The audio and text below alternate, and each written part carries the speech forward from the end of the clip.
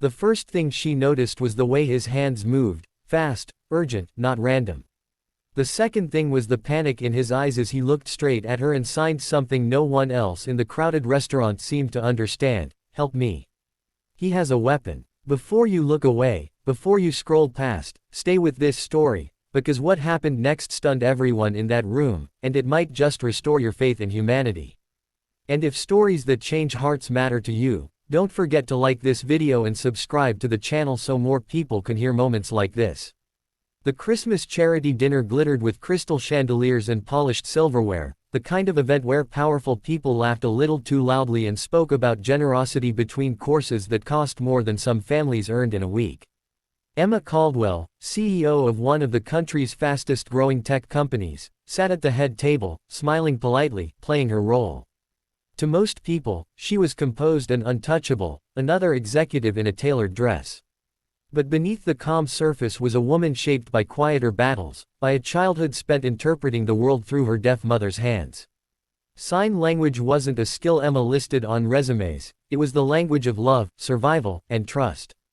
She had agreed to host the dinner to raise funds for community housing. It was good for business, good for the brand, and, if she was honest, good for her conscience. As waiters moved between tables and a jazz trio played softly, Emma's attention drifted across the room, landing on a man standing awkwardly near the back. He wore a simple jacket, worn at the cuffs, and held the hand of a little girl who couldn't have been older than 7. The child's eyes were wide, curious, and slightly afraid, as if she didn't quite believe she belonged among all this shine. The man signed to the girl gently, his movements careful and practiced. Emma felt something tighten in her chest. She recognized the rhythm instantly. This wasn't casual knowledge, this was fluency earned through love. The girl nodded, gripping his hand tighter.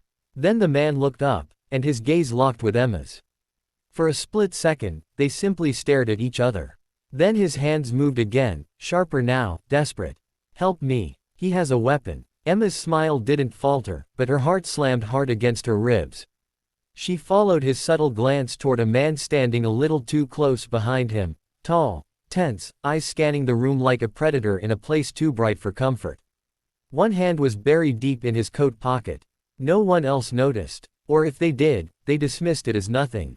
Emma stood slowly, lifting her glass in a graceful toast. Her voice carried confidence as she thanked donors and spoke about compassion, but her mind was racing. She raised her free hand and signed back, keeping the movement small, hidden behind the crystal glass. Stay calm. Don't react. Who is he? The single dad swallowed, then answered. My ex-wife's brother. He's been threatening me. He thinks I owe him money. I tried to leave but he followed us. My daughter is deaf. Please. Emma felt a rush of cold clarity. This wasn't just about danger, it was about a father protecting his child in a room full of people who couldn't hear his plea. She shifted her stance slightly, placing herself between the man and the child as she continued speaking aloud, her words smooth, rehearsed, while her hands told a different story. Security is here. I will help you. She made a subtle gesture toward her head of security, a former police officer who knew her tells well. He nodded almost imperceptibly and began moving through the room, not rushing, not alarming anyone. The man with the hand in his pocket noticed the shift.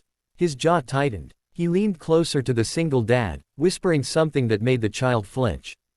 Emma's pulse spiked. She stepped closer, laughing lightly as if greeting an old friend, and signed quickly. Cover your daughter's eyes. Trust me. The father hesitated only a second before obeying, crouching slightly to shield the girl. That was when the man lunged. What happened next unfolded in seconds but felt like slow motion. The attacker's hand came out of his pocket, not a gun, but a knife, the blade catching the chandelier light. Gasps rippled through the room. Someone screamed. Chairs scraped loudly against the floor. Emma didn't scream. She didn't freeze. She stepped forward, her voice cutting through the chaos, firm and commanding. Drop it. The man laughed, wild and cornered. Security rushed in, but Emma raised a hand, stopping them just long enough. She met the attacker's eyes, unflinching. You don't want to do this, she said, her tone steady. Everyone here is watching. At the same time, her other hand moved behind her back, signing to the father. Stay down. Protect her head. The attacker's focus wavered, just enough. Security tackled him from the side, pinning his arm before he could react. The knife clattered across the marble floor. The room erupted in noise, shock, confusion, relief. The little girl cried silently, her body shaking. The father held her, his own tears spilling freely now that the danger had passed. Emma knelt beside them, no longer the CEO, no longer the host, just a woman who understood. She signed softly to the child. "You are safe. Your dad is very brave." The girl looked up at her, eyes red but curious, and signed back slowly. "You talk like us." Emma smiled through tears. "I do." Police arrived quickly, taking the attacker away. Guests buzzed with disbelief, recounting the moment over and over. Phones came out, stories spread, headlines would follow. But Emma stayed where she was, kneeling on the floor, grounding herself in the small, human moment unfolding in front of her. Later, in a quieter room away from the noise, the father introduced himself as Daniel. He was a single dad who worked 2 jobs, doing everything he could to give his daughter,